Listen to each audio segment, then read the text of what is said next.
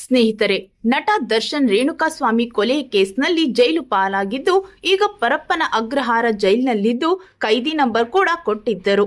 ಆದರೆ ಇಲ್ಲೊಬ್ಬ D boss ಅಭಿಮಾನಿಯೊಬ್ಬಳು ತನ್ನ ಪುಟ್ಟ ಕಂದಮ್ಮನಿಗೆ ಕೈದಿ ಡ್ರೆಸ್ ಹಾಕಿ ಫೋಟೋ ಶೂಟ್ ಮಾಡಿಸಿದ್ದಾಳೆ. ಈ ರೀತಿಯ ಫೋಟೋ ಶೂಟ್ ಮಾಡಿಸಿದ್ದು ನಿಜಕ್ಕೂ ತಪ್ಪು ಅಂತ ನೀವು ಕೂಡ ಅನ್ನುವುದಾದ್ರೆ ತಪ್ಪದೆ ಈ ವಿಡಿಯೋವನ್ನ ಲೈಕ್ ಮಾಡಿ, ಹಾಗೆ ನಮ್ಮ ಚಾನೆಲ್ ಅನ್ನ ಸಬ್ಸ್ಕ್ರೈಬ್ ಮಾಡಿ ನಮ್ಮನ್ನ ಬೆಂಬಲಿಸಿ.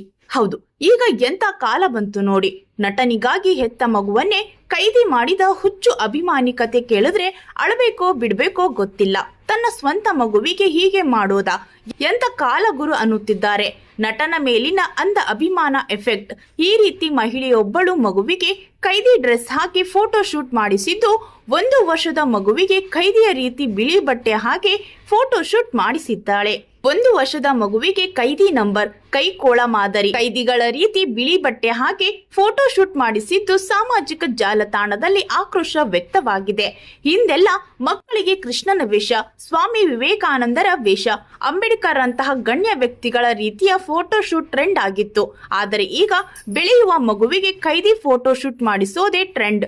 ನಟನ ಮೇಲಿನ ಹುಚ್ಚು ಅಭಿಮಾನಕ್ಕೆ ಅಭಿಮಾನಿಗಳಿಂದ ನಿತ್ಯ ಒಂದೊಂದು ಹೊಸ ಟ್ರೆಂಡ್ ಶುರುವಾಗಿ ಬಿಟ್ಟಿದೆ.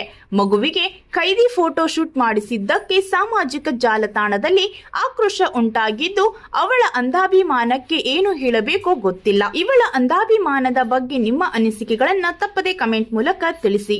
ಧನ್ಯವಾದಗಳು.